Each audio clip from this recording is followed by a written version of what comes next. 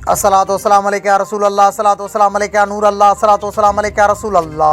अस्सलामु अलैकुम वरहमतुल्लाहि वबरकातुहू। दरगाह अल देसो शरीफ़ में वॾे खां वॾी यारहीं शरीफ़ जो प्रोग्राम थी गुज़रियो, जंहिंमें बैनुल अक़वामी उलमाए सगोरा ऐं नात ख़्वाननि मिठड़े मोहम्मद करीम सल्लल्लाहु अलैहि वसल्लम ऐं सोणे दस्तगीर सरकार जो शान बयानु कयो। यारहीं शरीफ़ में लखनि जे तइदाद में मुरीदनि ऐं अक़ीदतमंदनि जो वॾो हुजूम ॾिसण में आयो। आलमनि सगोरनि में मुफ्ती हक़ नबी सिकंदरी साहब, मुफ्ती उबैदुल्लाह डाहरी, जनाब अल्लामा मौलाना ग़ुफ़रान सियालवी, हाफ़िज़ अली अकबर शेख साहब, मौलाना अकरम सईदी साहब ऐं नात ख़्वाननि नात शरीफ़ पढ़ी करे अवाम खे झुमाए छॾियो। हर तरफ़ खां लब्बैक या रसूल अल्लाह ऐं भेज दस्तगीर जे नारनि सां पिंडाल गूंजी रहियो हुयो।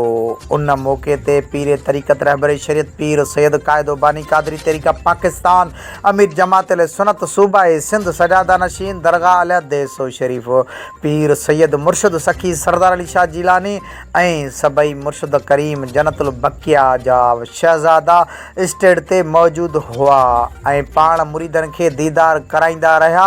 वक़्तन बे वक़्त फ़लस्तीन जे मुसलमाननि लाइ दुआ घुरंदा रहिया। आख़िर में सॼे आलम इस्लाम लाइ दुआ घुरी वई।